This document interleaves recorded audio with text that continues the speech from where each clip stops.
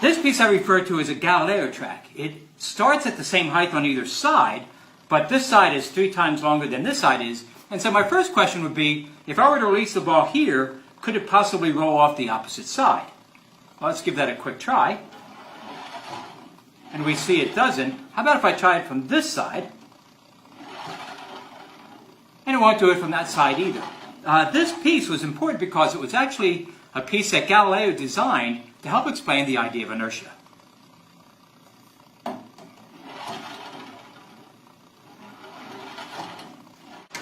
When looking at probabilities, here are 2 examples of prediction tracks. For example, will I get 1 million views for this video? Here are my choices.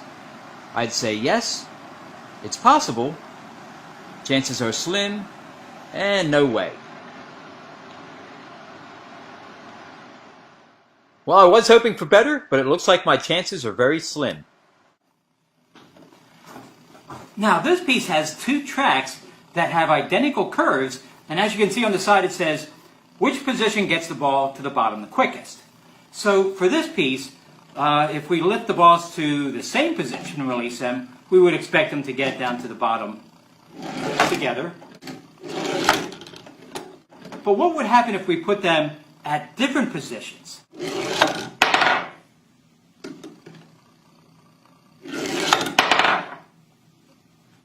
We find that position doesn't make a difference. If we release them at the same time, they will reach the bottom together.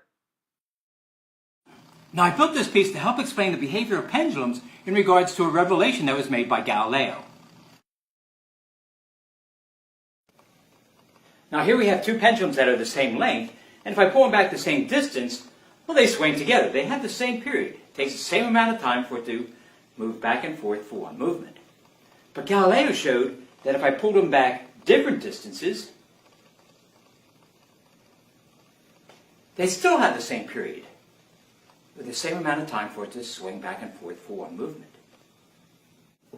Now, if I pull the apples back and release them at different times, we can hear them hit at different times. And if I pull them back together to the same distance and release them together, they hit together.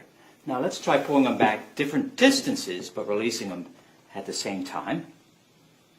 Once again, we hear that they're hitting together. The same is what we find on these tracks.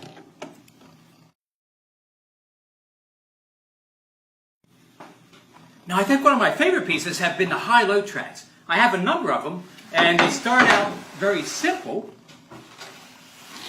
something like this. And as you can see, there's 2 tracks.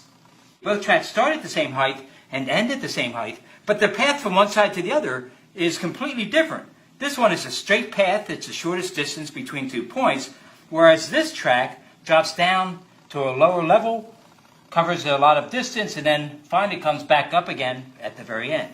So the question is, which track would get a ball over to the opposite side the quickest? Well, I have 2 steel balls here. Let's give it a try.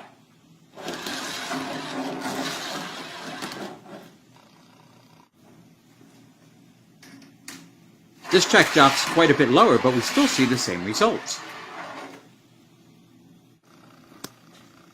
Same idea, only this time I've added a hump in the center here. Let's see what happens with this one.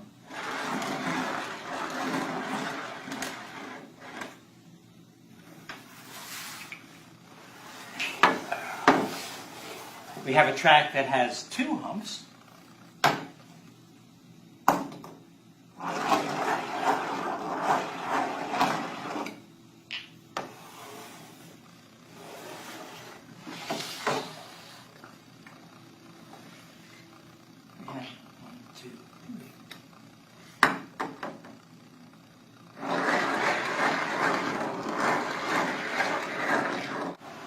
This track I used to help explain the behavior of pendulums.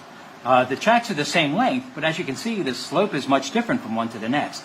The first track represents a pendulum that is 24 centimeters long, and it would have a period of 1 second.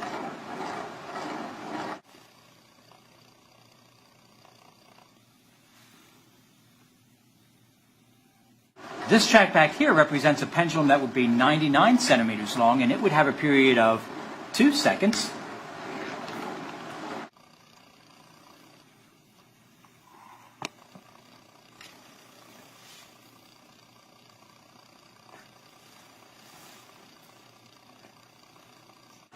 And the third track back here, which is much gentler, represents a pendulum that is 222 centimeters long, and it would have a period of 3 seconds.